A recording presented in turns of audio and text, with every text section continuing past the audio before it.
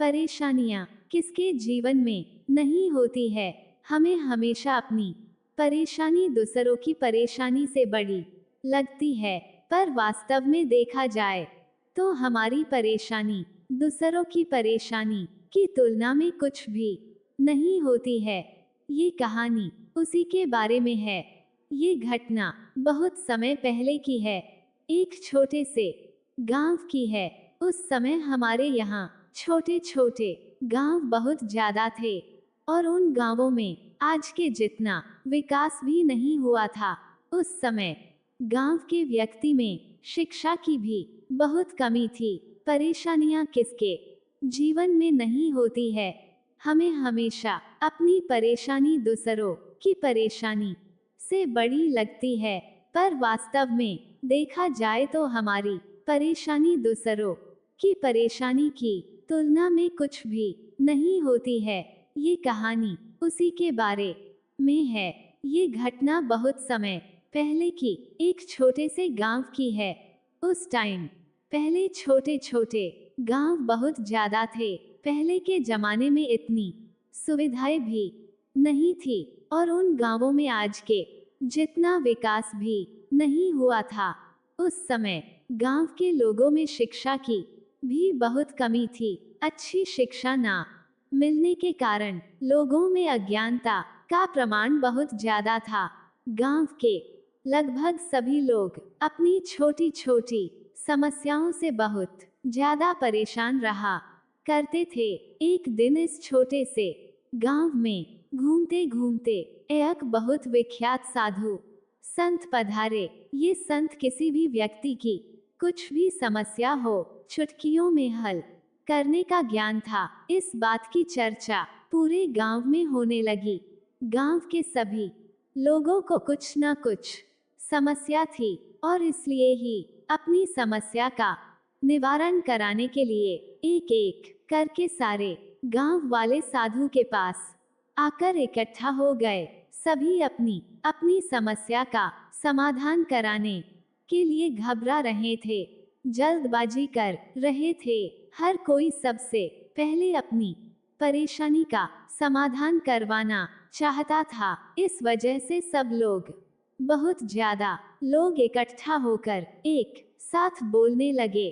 गांव के लोगों का इतना शोर देखकर साधु को घबराहट होने लगी। साधु को गुस्सा आने लगा, और साधु ने ऊंची आवाज में सबको चुप रहने के लिए कहा। जब गांव के लोग शांत हो गए तो साधु ने सबसे कहा कि इस तरह ना मुझे किसी की समस्या समझ में आएगी, और ना ही किसी भी समस्या का समाधान हो पाएगा। जैसा बोलता हूँ वैसा करो तो मैं सब की समस्या का समाधान कर दूंगा। साधु की बात सुनकर सारे लोग खुश हो गए। साधु ने कहा कि सब अपनी अपनी समस्याएं कागज में लिख कर लेकर आओ और इस टोकरी में रख दो। साधु ने जैसे कहा था ठीक गांव वालों ने वैसे ही किया। सभी ने अपनी अपनी समस्याएं कागज में लिखवाई।